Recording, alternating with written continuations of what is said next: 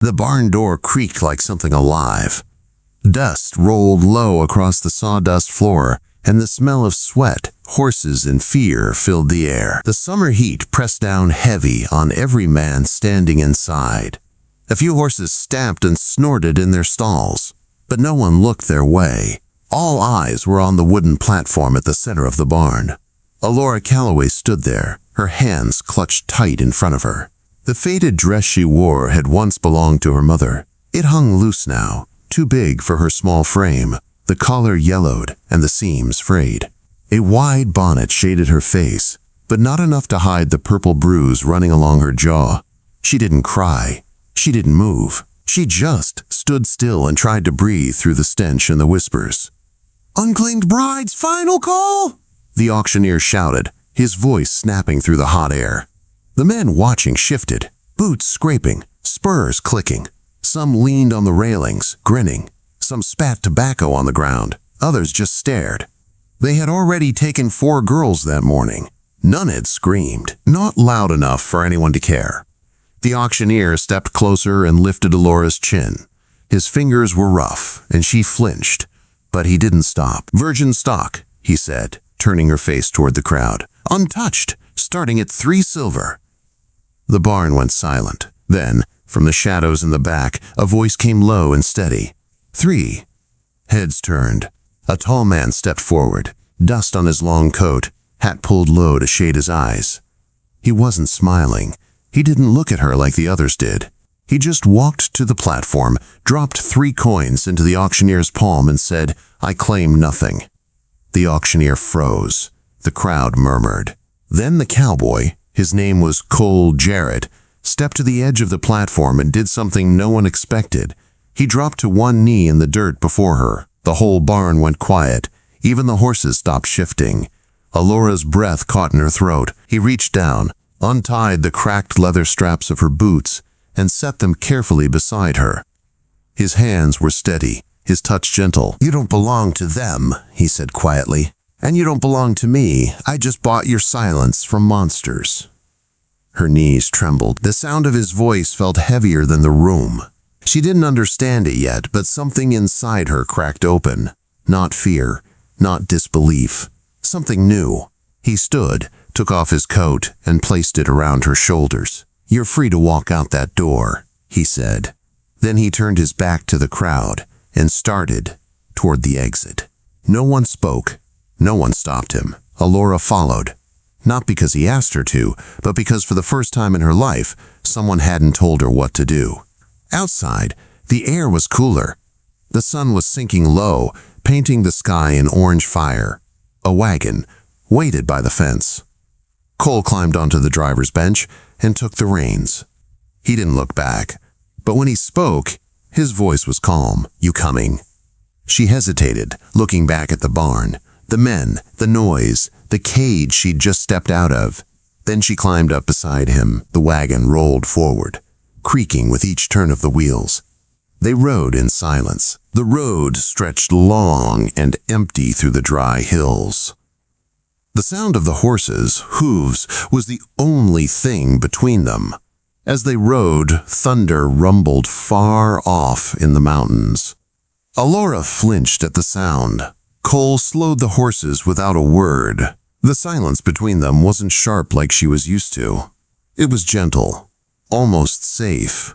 After a while, he spoke again. "You can sleep soon. There's a cabin ahead." When they reached it, the cabin stood small and sturdy beneath a line of tall pines. Smoke drifted from the chimney. He stepped down, opened the door, and stood aside. "It's warm inside," he said. "You don't have to go in if you don't want to." She looked at him, then at the cabin. The smell of pine smoke reached her nose, soft and familiar. She stepped inside. The fire burned steady in the hearth. 2 plates sat on the table, waiting. He walked to a shelf, took down a kettle, and poured hot water into a tin cup.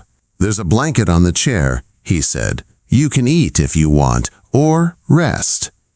She didn't move at first. Her fingers clutched the coat around her shoulders. "What now?" she asked. "Now you breathe."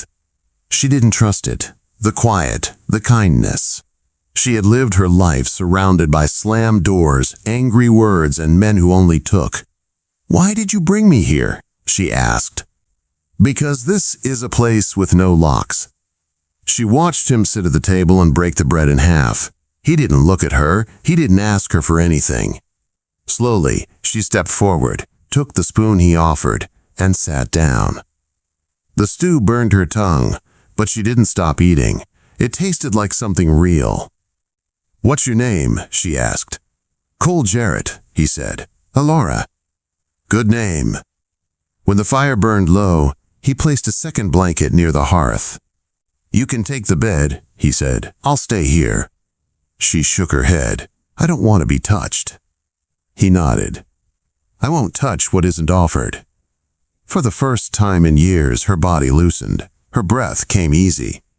She lay down near the fire, wrapped in the blanket, and closed her eyes. That night, for the first time since her mother died, Allora slept without fear. And as the fire crackled low, Cole Jarrett sat quietly in the chair, staring into the flames. He had bought her for 3 silver coins, but not to own her, to save her. In the dark, neither of them knew that this moment, this fragile piece, would change everything that came after. The morning light crept through the cracks in the cabin walls, soft and gold. Allora woke to the smell of coffee and fresh bread. For a moment, she didn't know where she was. The fire was still alive, the air still warm. Her heart wasn't racing. She listened for shouting, for boots on the floorboards, for the sound of doors slamming. But there was nothing, only quiet. Cole stood by the stove, sleeves rolled to his elbows, turning a skillet of eggs. He didn't turn when she stirred. He just poured coffee into a tin cup and set it on the table. "Morning," he said. She sat up slowly. "Morning." Her voice came out small, but it didn't shake. "Eat," he said. "You'll need strength if you plan to keep walking." "Where would I go?" she asked. "That's for you to decide," he said, sitting down at the table. "You're not trapped here." She looked around the cabin, the table, the 2 chairs, the tools on the wall, the single bed in the corner. Everything looked lived in but clean, careful. She took the cup and sipped. The coffee was bitter but warm.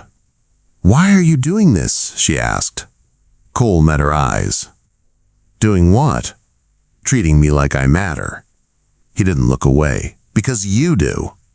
The words hit harder than she expected. She didn't know what to do with them, so she stayed quiet. After breakfast, he stepped outside to mend a loose shutter. Allora followed and sat on the porch steps. The air smelled of pine and smoke. The valley stretched out below them, golden and wide. She watched him work, each swing of the hammer steady, sure, unhurried. He didn't grunt or curse like men she'd known. He just worked. When he finished, he set the hammer down and looked toward the trees. "You used to live near the river, didn't you?"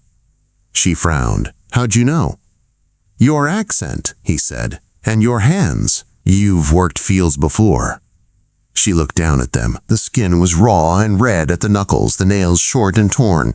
"Used to help my mother," she said, "before she passed." He nodded. No questions, no pity. Just quiet understanding. Later that afternoon, he brought out a folded dress and set it on a chair.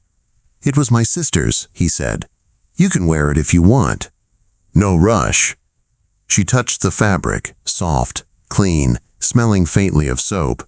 It wasn't new, but it was cared for. Something inside her softened. That night, she watched him by the fire, carving a small piece of wood with a sharp knife. The sound of the blade scraping through the grain was steady and slow. She stepped closer. "What are you making?" He smiled faintly. "Don't know yet." She stood beside him, arms crossed. "My mother used to sew," she said. "Mine too," he said quietly. For a long while, the only sound was the fire popping. Then she spoke again, voice softer. "Will you braid my hair?" He looked up. "If you want." "I do." He pulled a stool close to the fire. She sat. His fingers moved gently through her hair, untangling the strands with care. No rush, no tugging, just calm hands. "No one ever touched me without wanting something," she whispered. "I'm not no one," he said. When he finished, he tied the end of her braid with a strip of soft leather. She turned to look at him. "Why did you kneel in that barn?" He met her gaze. "Because everyone else stood over you. Someone needed to meet you eye to eye." Her chest tightened. She hadn't realized how much weight she carried until that moment. "You're not what I expected," she said. "Neither are you." When she stood, she didn't step away. He didn't move closer. They just stood there, sharing the same quiet space. "Do I owe you anything?" she asked. He shook his head. "No, but you own everything that happens next." That night, she chose to sleep in the bed, not because she was told to, but because she could. Cole stayed by the fire, quiet as ever. The next morning, the snow began to fall. Light at first, then steady. Cole was outside chopping wood when Allora stepped out in the borrowed dress. It hung a little loose, but it covered her well. She watched him split a log clean in two. He looked up when he noticed her but didn't speak. "I want to help," she said. He nodded and handed her a smaller piece of wood. She set it on the block, lifted the axe, and swung. The blade missed and clanged against the dirt. She winced. "You don't have to be perfect," he said, "just honest." She tried again. This time the log split clean. A small smile touched her lips. "They always said I was weak," she said. "Too soft, too small." "They lied," he answered. "You're not broken. You were bought. That's not the same thing." She swallowed hard. No one had ever said that to her before. By noon, they had stacked wood shoulder high. She wiped sweat from her brow. "What do you want from me?" she asked. He set down the axe, took his time before answering. "Quiet mornings," he said. "Someone to share coffee with. Someone who doesn't flinch when I move." Her eyes filled. "That's all?" "That's everything." Inside, the fire burned bright again. She peeled potatoes while he sharpened his knife. After a while, she spoke softly. "Why me?" Quote. He stopped carving. "Because you still had fight in your eyes." She looked toward the flames. "You braid my hair," she said, "but you don't touch me." He nodded. "That's the kind of touch that matters, the one that waits." She turned toward him. "How long will you wait?" "As long as it takes for you to stop asking why someone can be kind without a cost." The firelight flickered across his face. She felt the tears before she could stop them. For the first time in years, they didn't burn. They healed. Outside, the snow kept falling. Inside, something fragile and new was beginning to grow. The snow had melted by the third morning. The air smelled clean, the sky pale and soft, like the world had been washed. Allora stood at the doorway of the cabin, watching the sun rise over the ridge. Her braid hung loose down her back, and the old fear that used to live in her chest felt smaller now, quieter. She was still learning what it meant to breathe without looking over her shoulder. Cole was by the woodpile, splitting logs in his steady rhythm. He didn't look up right away, but when he did, his eyes warmed. No words were needed. She walked down the steps, picked up a smaller piece of wood, and set it on the block. He handed her the axe. She swung clean, the log cracked, and the sound echoed through the valley. "You're getting better," he said. "I'm getting free," she replied. He gave a small smile and turned back to his work. The wind moved through the trees, carrying the smell of pine and smoke. Inside the cabin, a small boy's laughter broke the quiet. Caleb, Cole's nephew, barely 6, had been living with them for weeks now. His parents had been lost in a storm the winter before, and Cole had taken him in. Allora hadn't meant to care for him, but it had happened naturally. The child clung to her skirt, followed her around the cabin, and fell asleep near her side each night. That morning, she found him sitting at the table, tracing letters into the dust with a stick of charcoal. "Morning, Caleb," she said. He looked up and grinned, missing 2 front teeth. "Mornin', Miss Allora." Quote. She poured him milk from the jug and sat beside him. Watching him made her chest ache in a good way, the kind of ache that comes from seeing something whole after living through so much broken. Cole stepped in, brushing snow from his boots. "We'll ride into town this afternoon," he said. "Need to trade for seed before the ground thaws." Allora nodded. "I'll pack food for the road." When he left again, she looked around the small cabin, the bed neatly made, the dishes washed and stacked, the hearth glowing warm. It wasn't grand, but it was theirs. Later that day, she found the wooden box Cole kept on the shelf, the one that used to hold bullets. Now it held something else. Inside lay the leather braid he had tied from her hair that first week. She'd given it to him when she didn't know what her life meant. Now she held it again, running her fingers over the worn strip. She looked at him across the room. "You kept it," she said. He nodded. "It reminded me what choice looks like." She sat beside him, eyes on the fire. "That part of me, the one they tried to own, it's over now." She placed the braid back into the box and closed the lid. "Keep it if you want, but I don't need it anymore." He studied her quietly. "It's safe either way." That night after supper, she carried her old auction dress outside. It was clean now, the stains scrubbed away, the fabric soft from washing. She knelt in the snow behind the cabin and dug a small hole with her bare hands. The ground was cold but giving. She buried the dress carefully, pressing the dirt flat. When she stood, her palms were brown and trembling, but her heart was steady. She whispered, "You don't own me anymore." When she came back inside, Cole was rocking slowly in the wooden chair, carving another bird from pine. He didn't ask where she'd been. She didn't sit across from him this time. She sat beside him. He looked at her hands, dirty and raw. "You buried it," he said quietly. "Yes." He nodded once, then handed her the small wooden bird. "You made this?" she asked. "For Caleb," he said. "Something to keep when the storms come back." She turned the carving over in her hands, tracing the smooth wings. Then she spoke softly. "I'm not staying because I owe you." "I know," he said.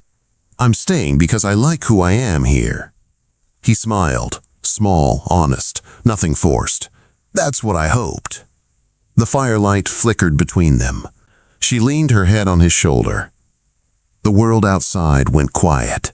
After a long silence, she whispered, "Do you still want to ask me proper one day?" He looked down at her, his voice rough and low. "Only if you ever want to be asked." She reached for his hand and placed it over her heart. "This is me saying yes," she said. "Not because you bought me. Because I choose to." He said nothing, just held her hand like it was something holy. The next morning, Caleb's laughter filled the yard. Cole pulled him across the snow on a small sled made from scrap wood and rope. The boy's joy rang through the pines. Allora watched from the porch, arms folded, smiling through the chill. The wind picked up, but she didn't flinch. She didn't shrink. She stood tall, sunlight catching the edge of her braid. She was no longer the girl sold for 3 silver coins. No longer the frightened soul who waited for doors to slam. She was something new. Someone unclaimed, someone free, someone loved without price. Inside, the fire burned bright again. She stepped through the doorway, the warmth wrapping around her. This time, it didn't feel like borrowed heat. It felt like home.